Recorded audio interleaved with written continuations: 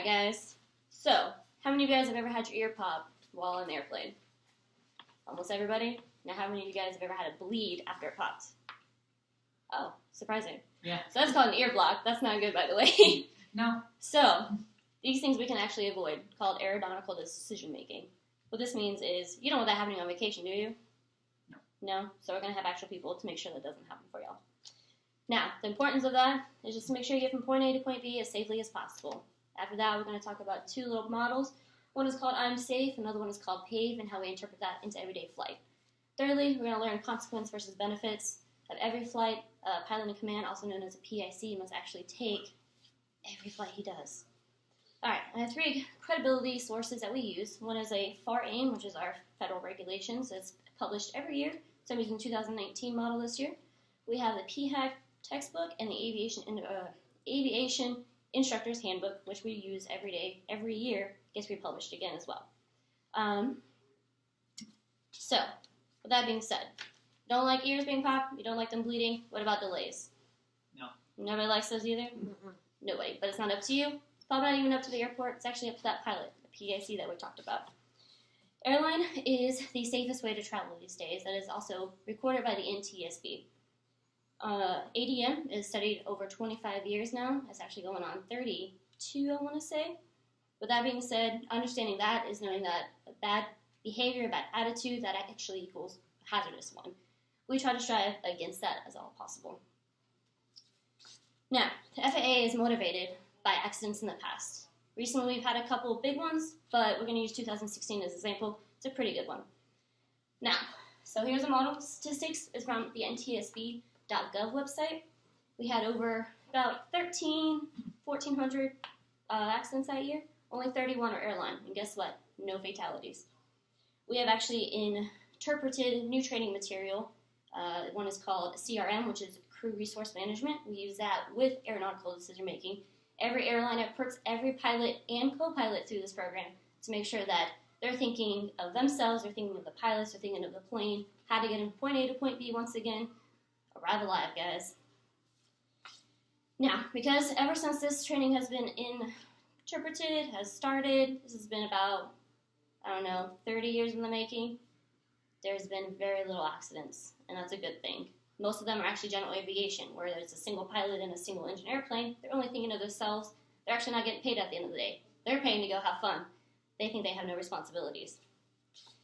Now, a quote from the Aviation Instructor's Handbook. This is something that we like to teach our students.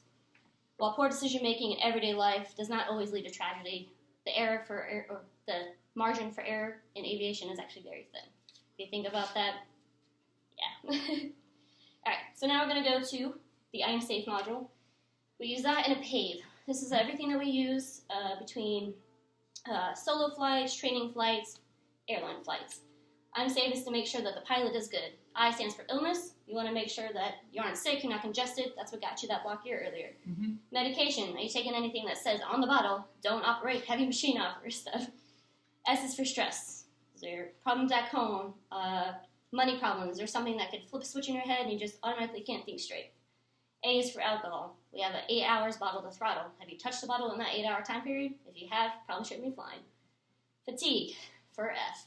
Have you slept? Have you been sleeping? Are you going to fall asleep on takeoff? Things we need to know. Finally, eating. Breakfast is the most important meal of the day. Make sure you're doing it. We go from this to PAVE. PAVE is going to be similar to this. It's just for the aircraft itself. P stands for pilot. You're going to go through this. That's all that is. A is for your aircraft. You want to make sure it's airworthy. You have all documents necessary. Is it capable of flying and landing?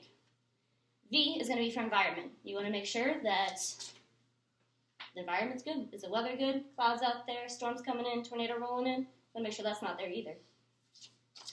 E is for external pressures. You want to make sure that at point B, there is no money dollar sign saying, hey, we're paying you $10,000 to fly through this tornado. You don't want that hovering over you. We use these to go back to the 5 Ps to make sure that nothing is compromised and you can make a safe flight. We got the plan, the pilot, the passengers, the programming, and the plane itself. If any 5 of those are gone, anything's happening to those, probably shouldn't be flying today. Now, we're going to talk about why this makes a lot more sense. Why this is so little and why this is so big. Aeronautical decision making, once again. Airliners, they don't have very many I guess I'm going to say gaps where they have a margin for error. General aviation, they do. They got a smaller airplane, probably nobody on board except themselves.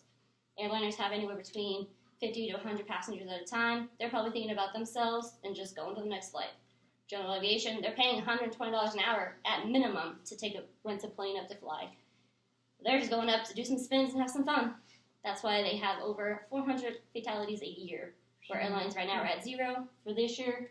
It's a little different, but those are also international airlines, which we're not going to talk about today. So, we're going to recap real fast. Aeronautical decision making, how important is it? Extremely. You want to make sure that every pilot is on your airline, is not thinking of just themselves, right? Right. Cool. So now, the two checklists that we use, unsafe and PAVE, almost every pilot you talk to has heard of this. They're using one of these at least every day that they fly. Going into it, even if there's a delay, it's probably because of one of these, but most likely it's because something with the plane.